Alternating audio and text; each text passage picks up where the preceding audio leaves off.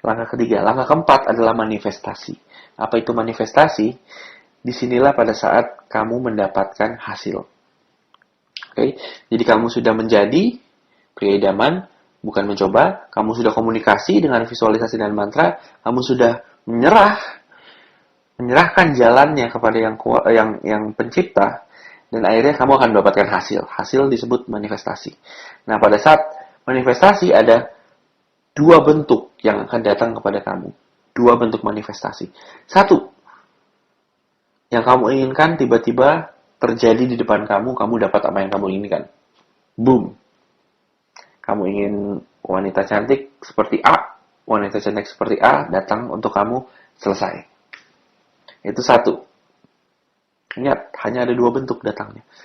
Bentuk pertama, yang kamu inginkan datang dengan sendirinya. Selesai. Jika itu datang, selesai. Oke.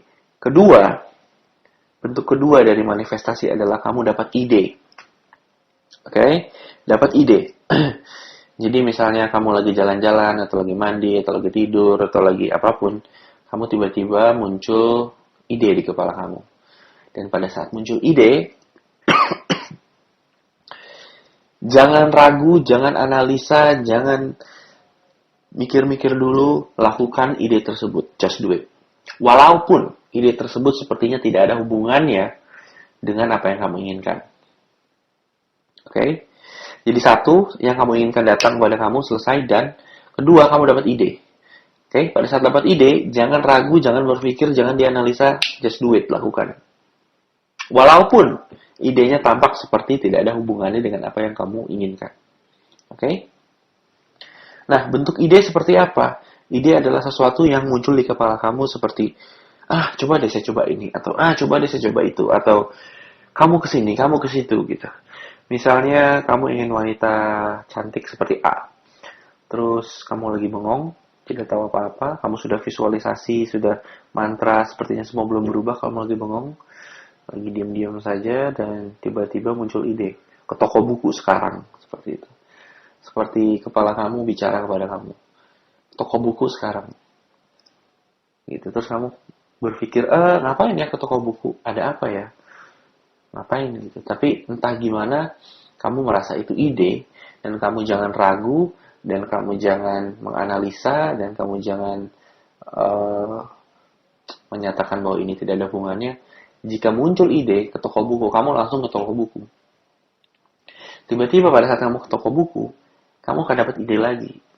Jadi pada saat kamu ke toko buku, ke rak B. Kamu ke rak B, tiba-tiba kamu menemukan satu buku, terus kamu menemukan satu buku, terus kamu baca bukunya, terus ternyata bukunya menarik, tetap masih tidak ada hubungannya sepertinya, tapi ya kamu ikuti saja suara-suara itu atau ide yang muncul di kepala kamu, karena itu manifestasi. Ikuti saja, jangan tanda kutip sok tahu untuk mencari tahu itu hubungannya apa. Ikuti saja. Pada saat kamu baca buku, tiba-tiba kamu membaca satu kalimat itu menarik, terus tiba-tiba teman kamu undang kamu jalan bareng sama dia, dan dia membawa teman wanitanya, ternyata teman wanitanya adalah wanita cantik tipe A yang kamu inginkan.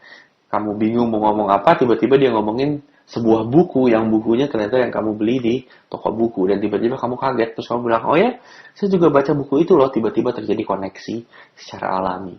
Nah, jadi itu sebuah contoh, seperti itu cara bekerjanya. Atau kamu juga dapat ide seperti lari pagi, atau nonton TV, atau main internet, atau apapun, ide itu akan muncul. Dan pada saat ide muncul, ingat, jangan ragu, jangan dipikir-pikir, jangan dianalisa, just do it, lakukan saja. Walaupun tidak tampak hubungannya pada saat itu. Namun, begitu kamu menjalankan ide tersebut, dan akan muncul ide lagi, kamu akan sampai pada tujuan kamu. Dan semua ini akan diatur oleh Sang Pencipta secara misterius. Kamu tidak akan pernah tahu, itu terlalu misteri sama kamu, tapi pada saat sampai ke tujuan, kamu akan tertawa sendiri karena, kamu baru bisa menghubungkan satu titik ke titik lain gitu. Oh, jadi kalau ini nggak terjadi, saya nggak akan begini. Kalau begini, saya tidak akan begini.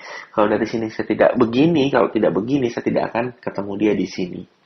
Jadi semua itu akan diatur pada saat timbul manifestasi ide, just do it, lakukan. Oke? Jelas ya? Jadi itu 4 langkah, masih ada 1 langkah lagi. Namun sebelumnya saya jelaskan dari awal. Jadi pertama being, jangan trying. Kedua komunikasi melalui ritual. Ketiga surrendering, menyerahkan caranya kepada Sang Pencipta. Dan terakhir, dan yang keempat adalah manifestasi. Manifestasinya datang dalam 2 bentuk, yaitu hasil yang langsung konkret di depan muka kamu, selesai, atau muncul menjadi sebuah ide. Oke? Nah,